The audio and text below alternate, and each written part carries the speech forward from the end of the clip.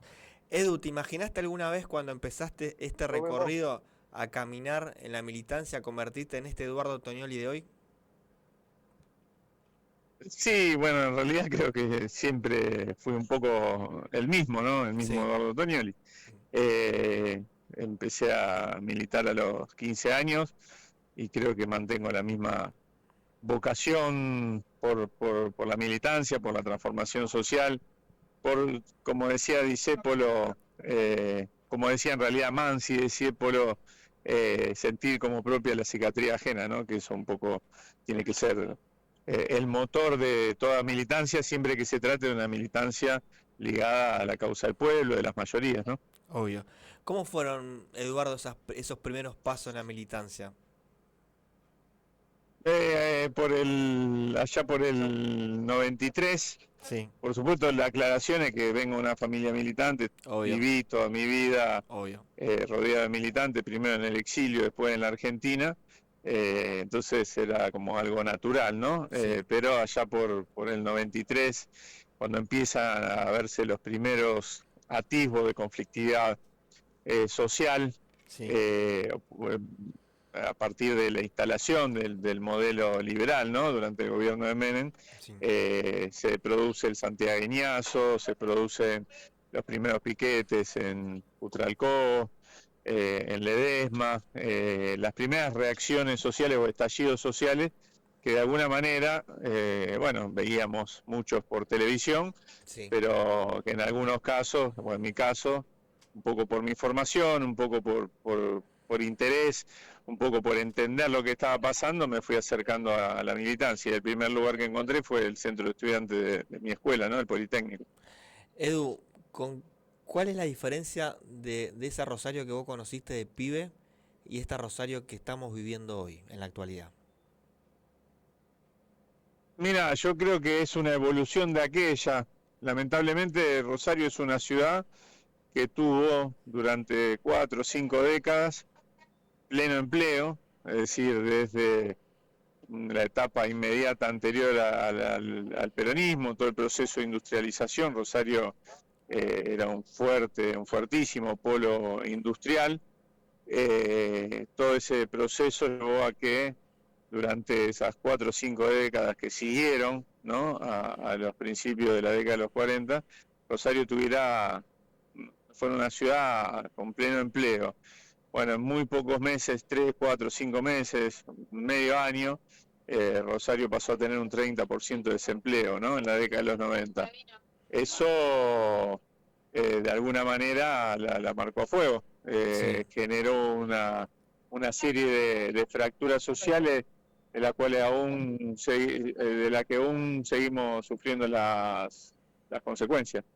¿Y cómo ves la ciudad que hoy dirige Pablo Hadlin? ¿Qué está faltando? ¿Qué es lo que te hace sentir la gente cuando vos caminás los barrios? Mira, a mí me pasa que fui 6 años concejal, entonces eh, me suele pasar que mucha más gente me identifica con esa función, Sí, cosa que no me desagrada para nada, ¿no? sí, Que yo valoro mucho. Diría que he aprendido mucho más en la función legislativa como concejal que en otros, o que muchas cosas de las que aprendí de la actividad legislativa la aprendí en el consejo y hoy las aplico en la función en la Cámara de Diputados de la Nación, ¿no? sí. Y y en esa adiós. Gracias, perdón, estaba Sí, saludando. tranqui, no hay drama. Eh, no pasa nada, esto es radio realidad. Radio en vivo. Eh, Radio en vivo. Decía que me pasa que me paran en la calle y me hablan de la basura, me hablan del colectivo, que es un tema que siempre trabajé mucho, etcétera. Y encuentro cada vez más reclamos. Yo vivo en zona sur, tampoco es que vivo ni en el centro, ni en una torre de la costanera, ni en un barrio cerrado. Por lo tanto, puedo dar fe de Sí. que eso mismo que me dicen mis vecinos es lo que me pasa a mí, lo que le pasa a mis hijos, lo que le pasa a mi familia, lo que pasa al almacenero de la esquina, etcétera. Es una ciudad que tiene grandes baches, no hablo del bache que además los hay, ¿no? Pero digo grandes baches Sí. en la intervención del Estado en la vida cotidiana de los vecinos, digo abandonada en muchos de sus barrios. Es una ciudad que en algún momento supo priorizar el centro y donde supo haber una inversión superlativa en el centro con respecto a determinado barrio, pero que hoy se ha igualado en la mediocridad, Sí, lamentablemente, porque los problemas que tienen que ver con el mal transporte afectan a todos los rosarinos, no solo a los de los barrios, ¿no? sí, Los problemas que tienen que ver con las anegaciones cuando llueve afectan a todos los rosarinos y no solo de los barrios. Digo, me parece que se ha terminado igualando en la mediocridad, ¿no? Y pasamos de tener intendentes estadistas, como ha sido, no sé, en su momento Héctor Caballero, sí. a intendentes que son meros relatores de la realidad y buscadores de responsabilidades en otros, ¿no? Sí. Y Edu, ¿por qué Juan Monteverde? ¿Por qué tenemos que ir por ese lado? Bueno, básicamente porque nosotros venimos de hace tiempo en un camino donde entendemos que no alcanza solo con el peronismo, que es necesario abrirse. El peronismo siempre fue frentista. Bueno, yo nombré a Héctor Caballero, recorrió gran parte de su carrera política junto al peronismo sin serlo, ¿no? Sí, Y me parece que es un buen ejemplo de la necesidad de abrir, de romper con los comportamientos estancos y poder avanzar en un momento de enormes desafíos, en un momento donde enfrente tenemos un gobierno, un régimen, diría yo, sí, que intenta imponer una transformación regresiva de nuestra realidad, sí, intenta agarrar el reloj de la historia y volverlo atrás a fines del siglo XIX, principios del siglo XX, no es algo que se me ocurra a mí, lo dice Milei constantemente. sí. Frente a ese desafío hay que dejarse de joder con las pequeñas diferencias, con las diferencias secundarias y apostar al encuentro entre distintas corrientes políticas, tradiciones, etcétera, distintas sensibilidades en función de, bueno, de las contradicciones principales. Y la contradicción principal es con esto que nos quieren imponer, ¿no? Y Edu, cuando vas a las constituyentes, viste, de Juan, esas que se van haciendo Sí. en diferentes rincones de la provincia, ¿qué te dice la gente, el santafesino, que no puede faltar en la próxima reforma constitucional de la provincia? Mira, hay una particularidad, Santa Fe es una provincia muy rica, muy desigual y muy fragmentada, entonces no es lo mismo en muchos aspectos lo que te plantean en Reconquista con lo que te pueden plantear en Venado Tuerto, ¿no? En Sí, muchísimos aspectos, y en otros sí. Y en esos que sí, bueno, hay una enorme vocación en un momento en el que que nos están diciendo sistemáticamente, constantemente, que la justicia social es una aberración. Bueno, hay un intento de reivindicación de la idea del concepto sí, de la justicia social, ¿no? Y de la necesidad que la Constitución reconozca, nuestra Constitución, la Constitución que tenemos vigente, por supuesto, reconoce el concepto de la justicia social. Es una Constitución que incorpora algunos aspectos del constitucionalismo social. Bueno, pero hay, sin necesariamente expresarlo de manera técnica, una sí. vocación muy grande de nuestro pueblo por recorrer ese camino y de sus organizaciones y de quienes participan en esta instancia, ¿no? Recién me diste un pantallazo de Milei. ¿Cómo ves el rumbo económico desde tus ojos, el rumbo político económico que tiene el país, que ha tomado el país? El proyecto de Milei es muy claro. Creo que a 15 meses de inicio de su gobierno me parece que no hay nada más claro que es un proyecto fundamentalmente reprimarizador y extranjerizador, que se propone reprimarizar la economía argentina, por eso el modelo es fines del siglo XIX, principio del siglo XX. Reprimarizar la economía argentina, es decir, terminar con todo lo que tenga que ver con agregarle valor a nuestras actividades primarias y extranjerizar nuestros recursos estratégicos aún más de lo que ya están extranjerizados tras el paso de la década de los 90, ¿no? Que ha sido en ese sentido paradigmático. Entonces, en ese marco, nosotros creemos que, y ya digo nosotros, desde un lugar colectivo, Obvio. que no hay posibilidad de transigir con un régimen de esta característica, porque transigir con un régimen de esta característica es aceptar construir una Argentina para 10 millones de argentinos. Y somos 50, ¿no? Pequeño detalle. Sí, Un orden exclusivamente fundado, un orden económico exclusivamente fundado en la actividad primaria exportadora es un orden económico que necesita de o contiene a 10.000 personas y el resto mirando afuera.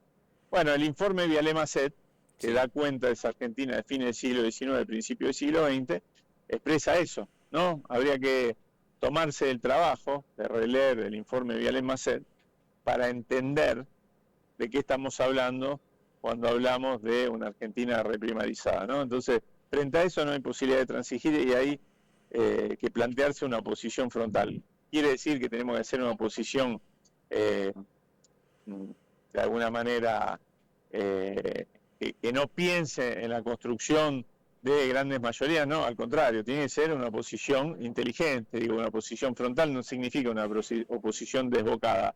Ahora, una oposición frontal es también una oposición que sepa decir que no frente a determinadas tentaciones, que sepa poner lo prioritario por delante antes que lo secundario. Hemos visto durante estos 15 meses una oposición que se define a sí misma como dialoguista, que no ha parado de darle, como dicen ellos, herramientas a un gobierno que utiliza esa herramienta para destruir, por un lado, el Estado, y por el otro lado, lo que es más grave, destruir la comunidad. El Estado se puede reconstruir, la comunidad lleva décadas en reconstruirse, ¿no?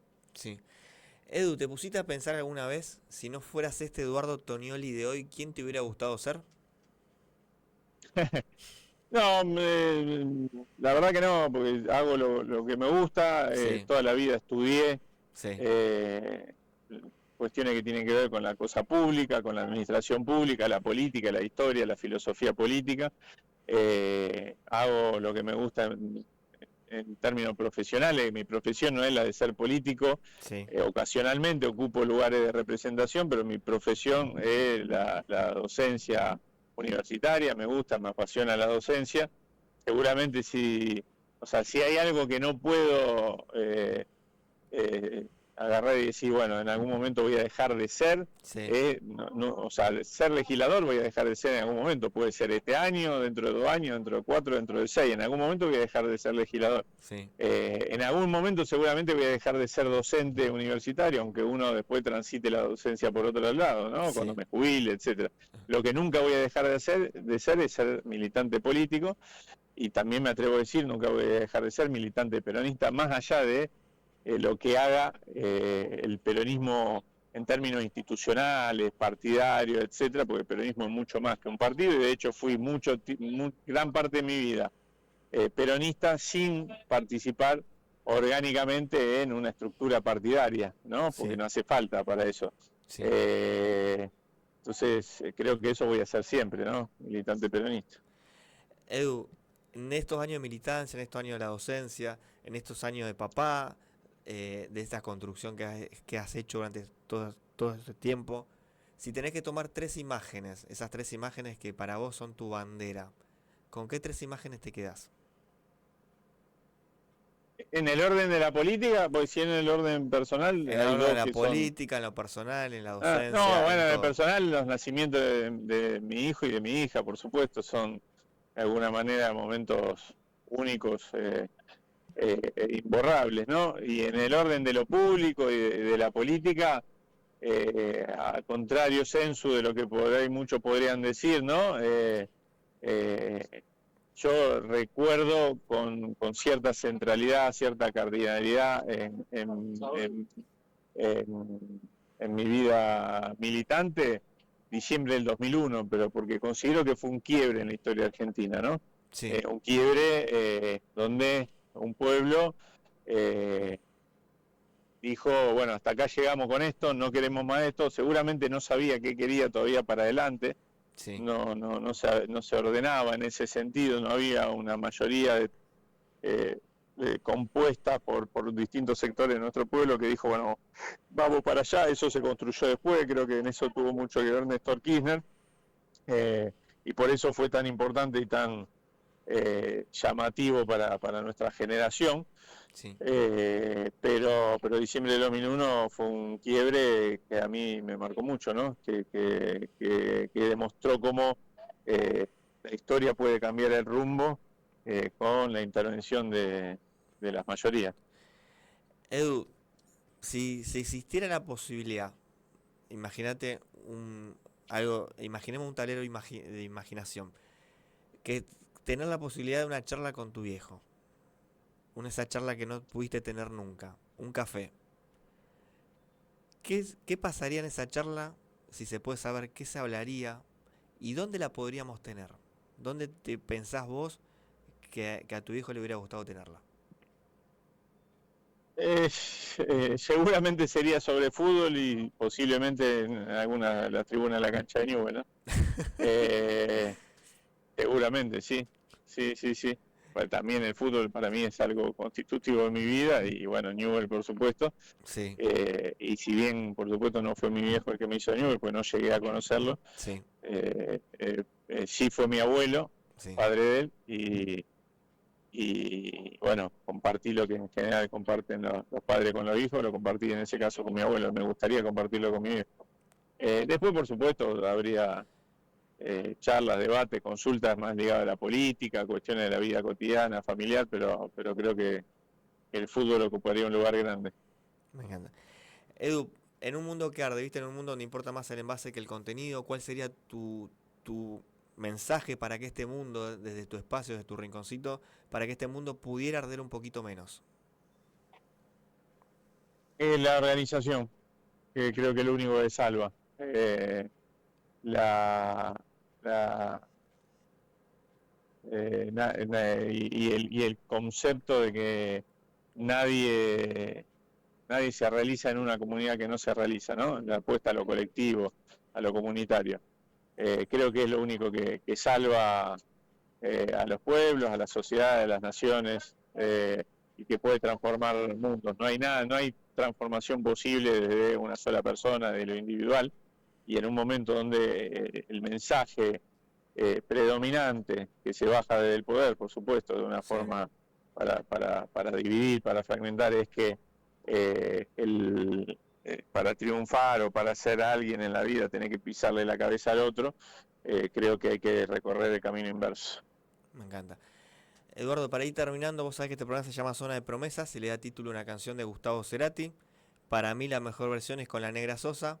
La Negra en un momento y se tarda en llegar al final la recompensa. Para Eduardo Tonioli, después que vuelve del acto, después que vuelve de la Cámara de Diputados, llega a su casa, se saca los zapatos, las zapatillas, se sienta en el sillón y dice, esta es mi recompensa. ¿Cuál es? Un café. ¿Con quién? un, un café. No, en general, si bien soy alguien muy de lo comunitario y lo colectivo, Sí, a veces me gusta también descansar la cabeza y tomarme un café con leche por ahí solo. me encanta. Y leer un libro, escuchar música, etcétera, ¿no? Sí, Igual después de un acto, después de una sesión de la cámara, no es lo primero que hago, sino a veces en general caminar la calle, encontrarme con gente, porque también es una forma de procesar lo que pasó un rato antes, ¿no? Pero después, cuando estoy en mi casa, por ahí me gusta el rato solo, sin dudas, con un café. me encanta, Eduardo. Un abrazo grande, gracias por estos minutos. No, gracias a ustedes, a Chao. vos, un abrazo grande. Un Chao, abrazo chao. grande. Ahí pasa Eduardo